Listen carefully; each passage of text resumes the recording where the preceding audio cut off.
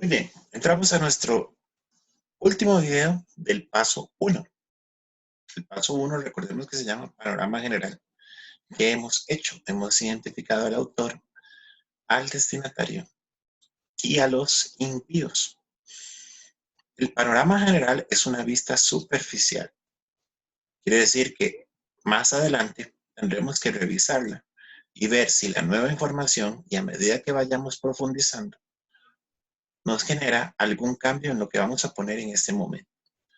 Esto es como una vista cuando vienes en un avión y el piloto dice, estamos llegando a la ciudad de, y usted se fija por la ventana. Yo no lo hago porque me da pánico, pero tú te fijas por la ventana y puedes distinguir las fábricas, puedes distinguir los sembradíos, si vas por la costa. Y a medida que el avión va descendiendo, podemos ver los detalles. Lo mismo sucede con el método inductivo. Lo que hemos hecho hasta ahora es apenas un panorama, un vistazo, una vista a X cantidad de altura. En la medida que nosotros vayamos profundizando en el tema, vamos a aprender más, vamos a ver cosas con mayor detalle y nuestro conocimiento y nuestra aplicación va a ser enriquecida. Muy bien, tienes que ir en tu manual a la hoja donde dice panorama general y vamos a ir rellenando con la información que tenemos lo que vamos a ver acá. Bueno, todavía no vamos a poner el tema del libro. Ahorita vamos a explicar cómo hacemos eso. Tenemos la segunda casilla. ¿Quién es el autor? Eso ya lo sabemos. Judas. Podríamos agregar ahí, siervo de Jesucristo. La siguiente que tenemos que poner en nuestro panorama general es el propósito. ¿Cuál fue el propósito del autor al escribir a los destinatarios? Ahora, para hacer el propósito se ocupan dos preguntas. ¿Por qué y para qué? ¿Por qué escribe Judas? ¿Y para qué escribe? Puedes pensar por qué escribe el autor. El texto bíblico, las listas lo remarcan.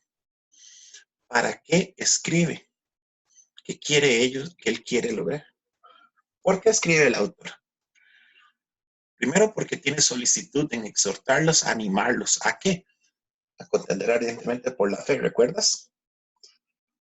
A que ellos se mantengan en la doctrina de los apóstoles, en lo que han aprendido, en recordar los ejemplos del Antiguo Testamento. ¿Por qué escribe el autor también? Porque aparentemente dentro de los ágapes del grupo, de los llamados, hay unos infiltrados, hay unos impíos. Hemos visto su perfil y hemos visto las cosas que hacen y cómo están trastornando la dinámica. ¿Qué quiere el autor por medio de esto? ¿Para qué escribe? Bueno, escribe para que los destinatarios tengan ánimo, sean disciplinados, se mantengan en la fe. ¿Qué más podemos recordar? Evangelicen. ¿Qué más viene a tu mente en este momento? ¿Para qué les escribe? Para animarlos, exhortarlos, recordarles que tienen un mismo Señor, en un mismo Dios, animarles para que cuando hagan su tarea el Señor les va a guardar sin caída. Pero también en el para qué tenemos que pensar que el autor quiere que ellos identifiquen a estos impíos, lo que están haciendo, y contiendan contra ellos, ¿cierto? Ahora, todas estas ideas que hemos mencionado son como ideas de complemento, son ideas que nos van a ayudar a hacer como una especie de embudo. Tú puedes anotar cada una de ellas y vamos a tratar de contestar, sintetizar cuál es el propósito. Los propósitos, así como el tema, tienen que ser cortos, fáciles de resolver, fáciles de recordar. Porque si yo te doy toda una retahíla, el propósito del libro de Judas es esto y esto y esto y esto y esto y esto y esto y esto. Bueno, después de las quinta palabra, sexta palabra, ya se te olvida y lo que vas a recordar es toda una larga explicación y tal vez las últimas palabras. Entonces tenemos que ser concisos. Por eso es que usamos las preguntas. ¿Por qué y para qué? Esto que hemos pensado y hemos recordado, basados en nuestras listas, son ideas previas. Habiendo hecho esas ideas previas, entonces tenemos que analizar básicamente de qué se trata, por qué y para qué escribe el autor, qué quiere él. Entonces vamos a llegar a una conclusión. No todos vamos a estar de acuerdo.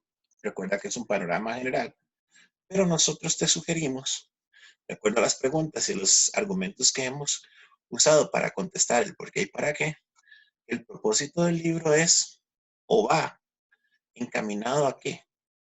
A que los creyentes luchen por la fe, porque hay impíos infiltrados causando divisiones y otros males. ¿Verdad que esa idea resume básicamente lo que las ideas anteriores expuestas? ¿Por qué y para qué? El autor quiere que los creyentes luchen por la fe, porque hay impíos infiltrados. Si lo quieres poner más corto. Ahora, ¿cuáles son las palabras claves? Recuerda que las palabras claves, y esto lo vamos a hacer en el segundo paso a partir del próximo video. Bueno, realmente el próximo video es un resumen de enseñanzas del capítulo 1 o del tema, del paso 1, perdón. Las palabras claves se sacan por repetición, no incluyen las conjunciones, no incluyen las preposiciones, no incluyen los artículos. Aparte de los impíos, del autor, de los destinatarios, ¿qué otras palabras notaste que se repiten? No solamente que se repiten, sino que si las sacamos del texto, que es la otra forma de identificar las palabras claves, se pierde el sentido de lo que estamos hablando. Por ponerte un ejemplo, la palabra en Cristo o la frase en Cristo o en Él es una frase que se repite o una palabra clave que se repite más de 300 veces en el Nuevo Testamento. Definitivamente es una palabra clave, porque los autores usaron esa frase, esas palabras, en varios de sus escritos, repetidamente.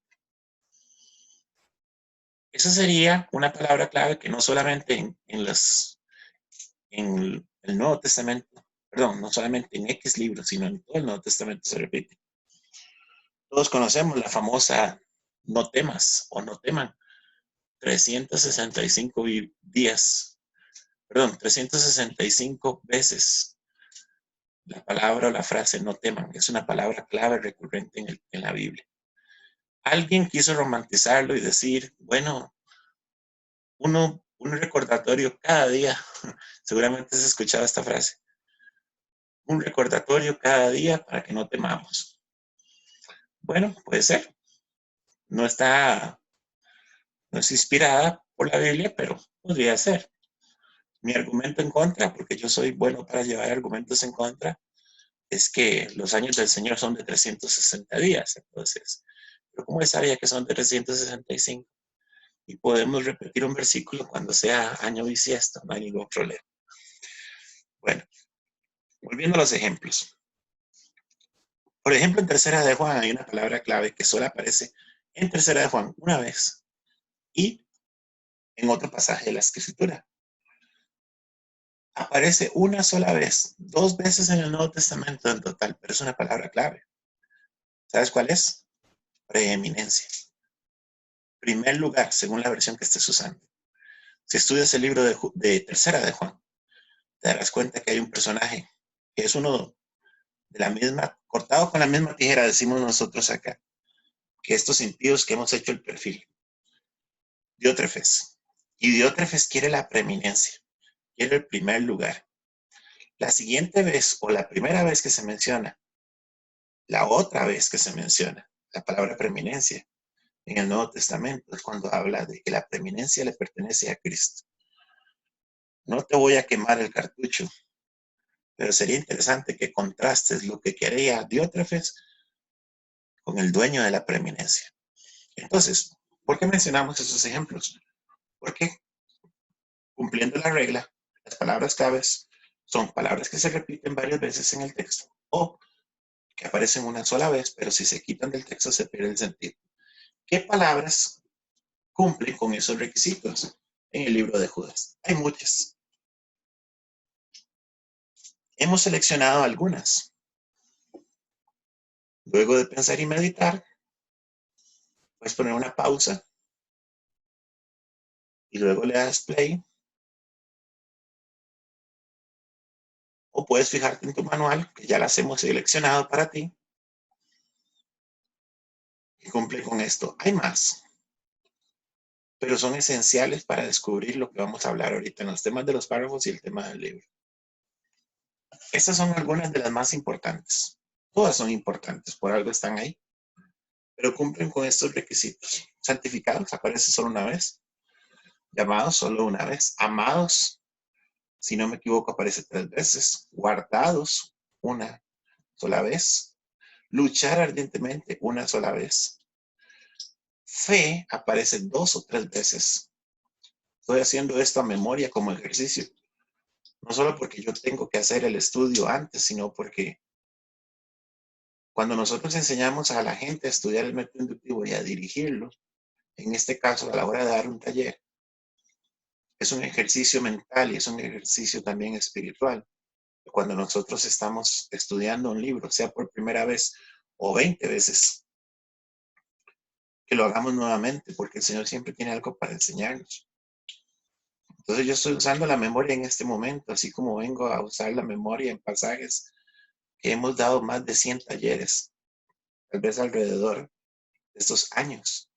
Me lo sé de memoria, yo sé cuáles son las aplicaciones, sé qué dice cada párrafo, porque la práctica al ser maestro nos hemos pulido, por así decirlo, y la repetición nos ha enseñado y nos hace recordar las enseñanzas. Pero aún así, yo me disciplino para que no sea solamente usar lo que ya tenemos, sino el Señor siempre tiene algo nuevo que dar, que enseñarnos. Fe, gracia, ¿cuántas veces aparece en el libro?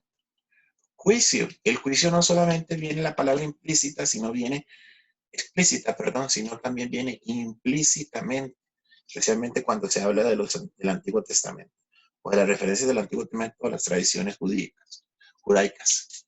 Entonces, estas son algunas palabras. Si puedes ver en tu folleto, en la simbología que hemos sugerido, ahí aparecen con una simbología, un color determinado que por lo general es verde. Tú puedes escoger cualquier color. Ahorita en el segundo paso del método, que es el estudio de capítulos, vamos a marcarlas, vamos a asignarles un símbolo sugerido. Tú le puedes cambiar el color, pero por lo general no tenemos tantos colores en nuestra paleta, ¿verdad? Tal vez te has sentido hasta como un niño de kindergarten cuando has tenido que volver y marcar. Y como una vez dijo mi hija cuando le preguntaron, ¿qué hacía tu papá? Mi papá pinta letras. Esa fue la respuesta en un grupo que estábamos estudiando y me la llevé para que me acompañara. Entonces, para algunos este trabajo es tedioso, pero puedes ver la ventaja y la identificación, especialmente para los que tienen memoria fotográfica. Es una herramienta muy interesante. Yo siempre le digo a los estudiantes, si tenemos colegiales universitarios, que apliquen el método. Es un método científico. Si se lo aplican a sus estudios, van a ser estudiantes de 100 sin estudiar.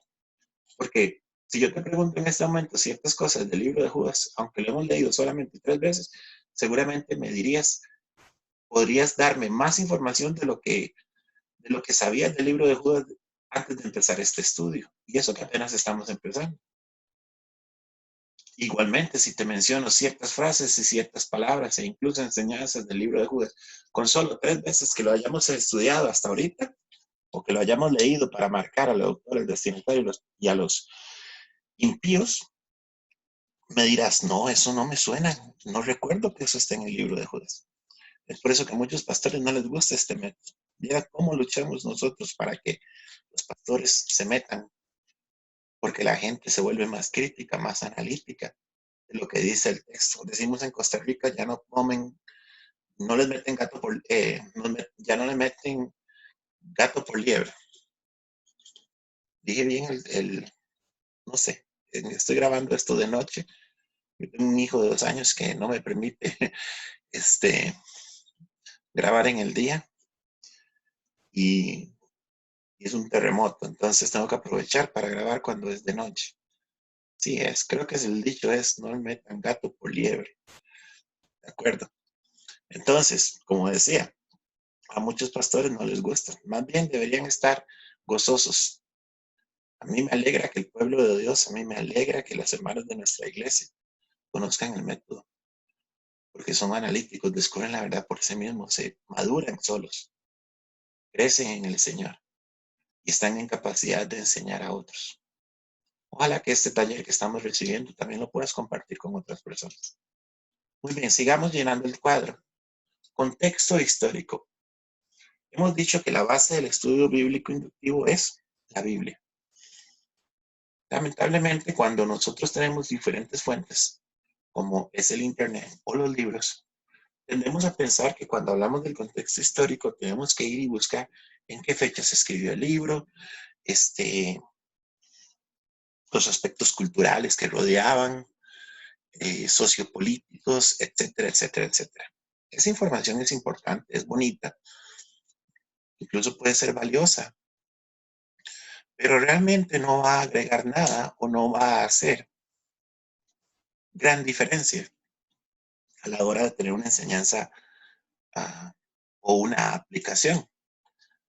En otras palabras, saber la fecha exacta en que se escribió el libro de Judas. Primero, el texto no la dice. Y segundo, ¿en qué me ayuda mi vida espiritual y mi vida práctica? No me ayuda en nada. Me ayuda para el conocimiento. Entonces, cuando hablamos de contexto histórico, lo que tenemos que hacer es pensar o analizar lo que el texto bíblico nos dice. ¿Qué dice el texto bíblico acerca de sí mismo? Yo he resumido de esta forma. Tal vez puedas estar de acuerdo o en desacuerdo. Pero, básicamente, el contexto histórico del libro, antes de que yo lo ponga aquí, tú puedes pensar, ¿qué está sucediendo? ¿Dónde está la autora? ¿Dónde están los destinatarios? ¿Quiénes son los destinatarios? La lista nos ayuda, te recordarán. ¿Qué está pasando en medio de ellos? ¿Qué son ellos? ¿Qué tipo de comunidad son? ¿Qué tipo de grupos son? ¿Cuáles son los dos grupos involucrados aquí? ¿Cuál es la interacción entre ellos? ¿Cómo está afectando un grupo al otro? Porque es importante que el autor haya hablado y mencionado esta situación. Ese es el contexto histórico. Lo que rodea las circunstancias, los eventos y las semblanzas. Entonces, yo he resumido el contexto histórico de esta manera. Recuerda, este es mi estudio, el estudio que yo le he hecho al libro. No necesariamente te tiene que quedar igual, pero tal vez estés de acuerdo conmigo en que Judas escribe en urgencia y alarma a causa de personas infiltradas en la iglesia que no solo causaban diferentes problemas, sino que su impiedad o en su impiedad proclamaban en contra de lo que Dios, Cristo y los apóstoles habían enseñado, animando a los creyentes a contender por la fe y permanecer fieles. Ciertamente no tenemos ningún dato histórico, no tenemos ningún contexto sociocultural, por lo menos obviamente no, pero sí tenemos un contexto religioso, sí tenemos una problemática, sí tenemos una relación entre los involucrados y eso es lo que hacemos en el panorama general con la información que da el texto bíblico. No estamos diciendo que no podemos ir a otras fuentes, pero nuestro lema es descubre la verdad por ti mismo. Entonces vamos a sacar un contexto histórico diferente a lo que los libros de texto o el Google nos puede enseñar, basado en lo que tiene el texto bíblico. ¿De acuerdo? Ahora, después de hacer esto, pasamos a temas de los párrafos. Hemos subdividido todo el libro de Judas, que es un solo capítulo, 25 versículos, en secciones. Estos son sugeridos, pueden cambiar. Incluso cuando busques otras referencias, te darás cuenta que diferentes autores y diferentes personas, estudiosos de la Biblia, lo subdividen diferente. Esto es sugerido. ¿Qué queremos hacer? Queremos hacer un ejercicio que le aplicamos a todos los capítulos y a todos los libros de la Biblia. Lo que pasa es que el libro de Judas es muy pequeño. Pero si estuviéramos estudiando un libro como Primera Tesalonicenses, por ejemplo. Primera Tesalonicenses tiene 3 capítulos. Entonces, aquí, en vez de decir tema de los párrafos, diría tema de los capítulos. Entonces, después de estudiar el capítulo 1, le ponemos un tema. Puedes ver en tu registro de observaciones, recuerda que el registro de observaciones es el texto bíblico impreso, que no viene ningún subtítulo. Si yo te pongo a buscar en tu Biblia en este momento un pasaje muy conocido, Juan 3. En el momento que tú abres Juan 3, vas a encontrar 2 subtítulos. Si usas la versión Reina Valera 1960, que es la que normalmente se usa. Vas a encontrar 2 subtítulos y esos subtítulos te predisponen a ver de qué vamos a hablar o de qué hablan esos capítulos.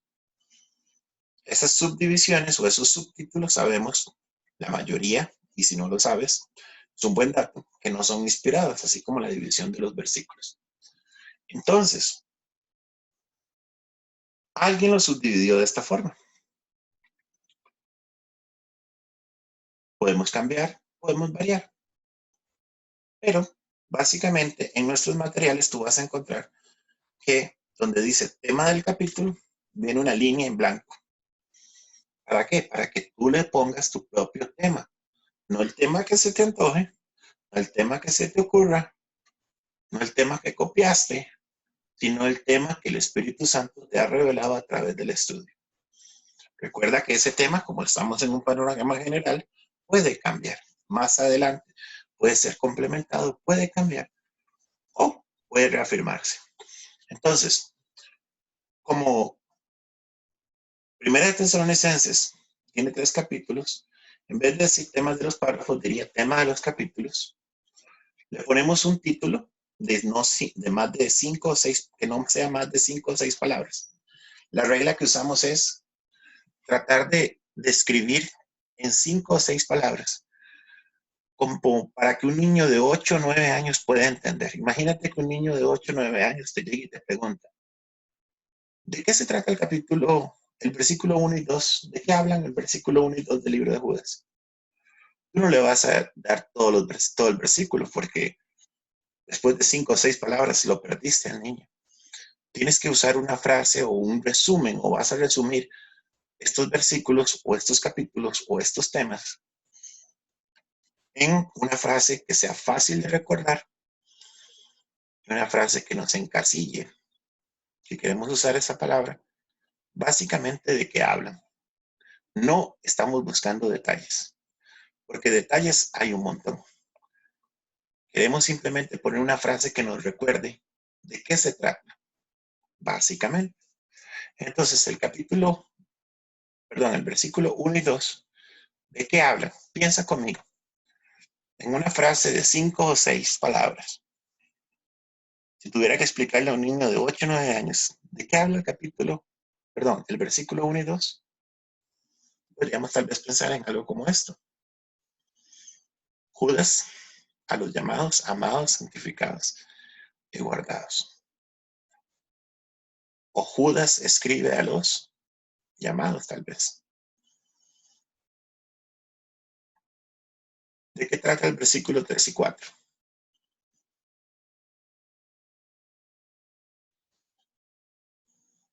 Básicamente, versículos 3 y 4 es un llamado a luchar por la fe. Siendo un poquito más específicos, a causa de los impíos. Pero con solo que pongamos un llamado a luchar por la fe, encerramos la idea básica de lo que el autor quiso decir en versículos 3 y 4. Versículos 5 al 10. A medida que se aumenta la cantidad de versículos, es más difícil encasillar en una sola frase, porque hay muchos detalles en los versículos. Para esto nos apoyamos en lo que ya hemos marcado y en las palabras claves que hemos identificado. Aunque no hemos marcado las palabras claves que tenemos enlistadas a la izquierda, puedes fijarte en versículos 5 y 10 si aparecen.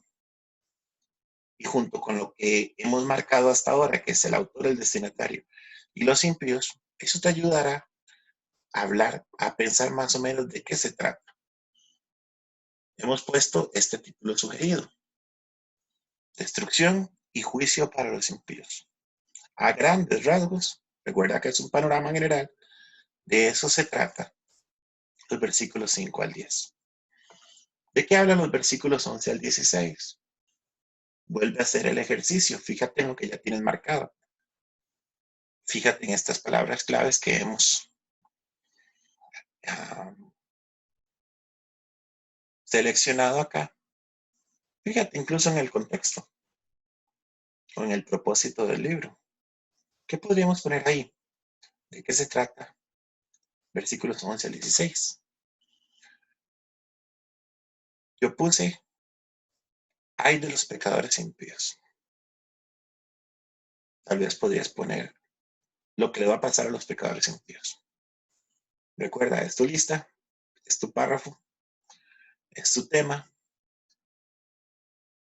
Si tenemos el mismo maestro y estamos estudiando lo mismo, nuestras palabras van a ser parecidas. El enfoque va a ser parecido. Versículos 17 al 23. ¿De qué tratan básicamente? Yo he puesto: recuerda las palabras de los apóstoles. También hay otros dos subtemas ahí que hemos agregado. Habla de predicciones y habla de consérvense. Pero realmente de esas tres, ¿cuál encierra la idea general? La primera, creo yo. Tal vez tú tengas otra diferente.